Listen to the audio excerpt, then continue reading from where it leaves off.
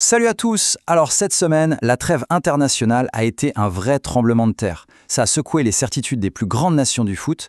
Entre des triomphes carrément historiques et de véritables désastres nationaux, on va décortiquer tout ça ensemble. Franchement, attachez-vous bien parce qu'on commence par le plus gros choc. On y va direct, le choc, le drame absolu. Pour l'Italie, quand même quadruple championne du monde, cette trêve s'est finie en larmes. Et avec un titre qui claque comme un coup de fouet, catastrophe nationale. Ça, c'est pas juste un titre de journal, c'est le sentiment de tout un pays. 3. Voilà le chiffre qui fait mal. Ce n'est plus un accident, c'est une véritable série noire. Pour la 3e fois de suite, l'Italie ne verra pas la Coupe du Monde. C'est une anomalie, une dinguerie historique pour une nation qui vit et qui respire le football. Pour bien se rendre compte, regardons un peu cette frise. Avant 2018, en presque 100 ans, l'Italie n'avait raté que 2 Coupes du Monde. 2. Et là, on parle de la 3e absence d'affilée. C'est une crise profonde, sans précédent, et qui se confirme avec cet échec au tir au but contre la Bosnie-Herzégovine. Et le pire dans tout ça, ce qui rend la défaite encore plus amère, c'est le contexte. On a des images des joueurs italiens, Vicario, Di Marco, qui se réjouissent du tirage au sort. Ils tombent sur la Bosnie et ils pensent que ça va être facile. Un excès de confiance terrible qui leur est revenu en plein visage, un vrai effet boomerang.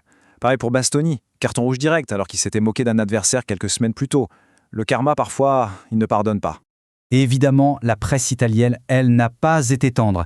Le journal Tutto Sport, lui, il va carrément plus fort que les autres avec ce titre choc, Tutti fuori, ça veut dire tout le monde dehors. Et là, on ne vise pas que l'équipe. Non, c'est un appel à une refonte totale de la fédération. La colère est immense.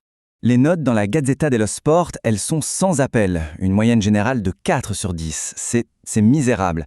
Bastoni, le défenseur exclu, en est le symbole parfait avec son 4. Le seul qui surnage un peu, c'est le gardien Donnarumma. Avec un 6, il a évité que le score soit encore plus lourd.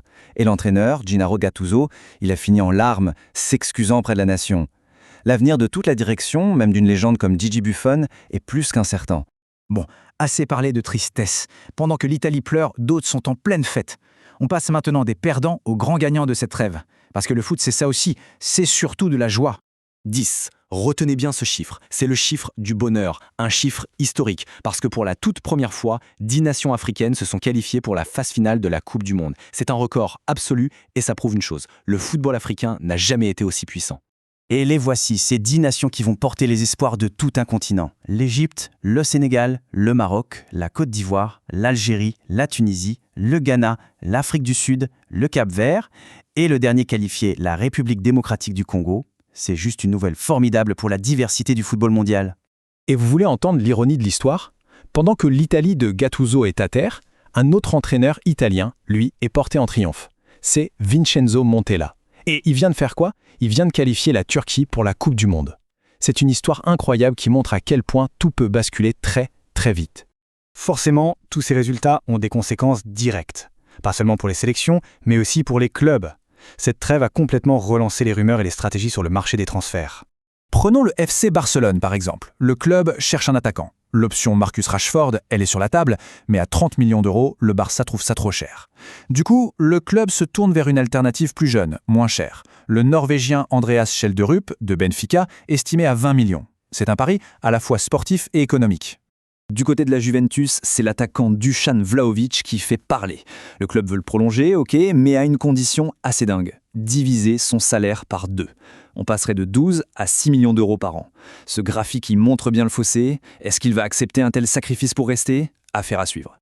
L'attention, elle est aussi à son comble à Naples, avec Romelu Lukaku. La situation a dégénéré en quelques étapes simples. D'abord, il est blessé, il reste en Belgique contre l'avis du club. Ensuite, au lieu de discuter, il balance sa version sur les réseaux sociaux. Résultat, le club de Naples menace carrément de le mettre à l'écart. C'est un véritable bras de fer qui est engagé.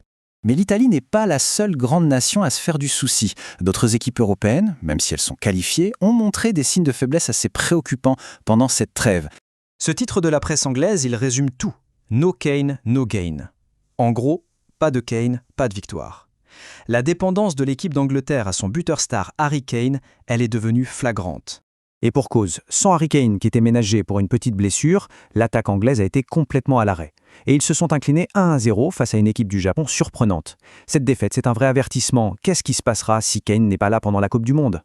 On va terminer avec un sujet bien plus grave qui dépasse largement le sport.